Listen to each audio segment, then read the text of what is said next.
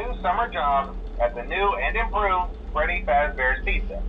I'm here to talk you through some of the things you can expect to see during your first week here and to help you get started down this new and exciting career path.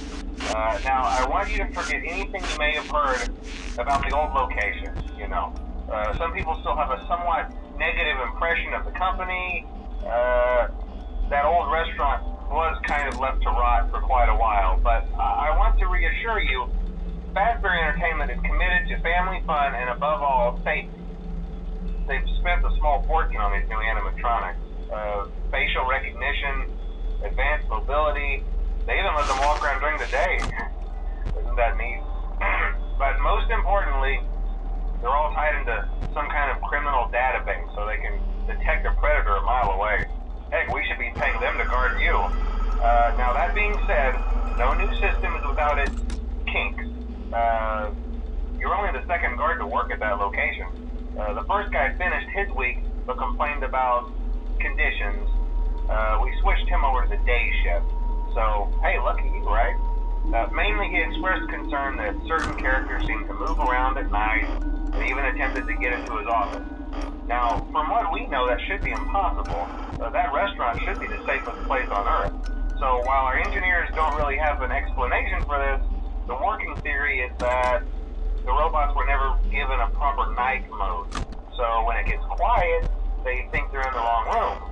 So then they go try to find where the people are, and in this case, that's your office. So our temporary solution is this. There's a music box over by the prize counter, and it's rigged to be wound up remotely.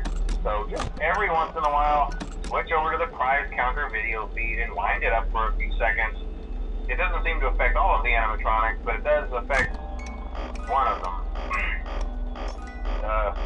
And as for the rest of them, we have an even easier solution. You see, there may be a minor glitch in the system, something about robots seeing you as an endoskeleton without his costume on and wanting to stuff you into the suit. So hey, we've given you an empty Freddy Fazbear head. Problem solved. You can put it on any time and leave it on for as long as you want. Eventually anything that wandered in will wander back out. Something else worth mentioning is kind of the quartz modern design of the building. You may have noticed there are no doors for you to close. But hey, you have lights, and even though your flashlight can run out of power, the building cannot. So don't worry about the place going dark. Well, I think that's it. You should be golden. Check the lights, put on the Freddy head if you need to. Keep the music box wound up, piece of cake. Have a good night, and I'll talk to you tomorrow.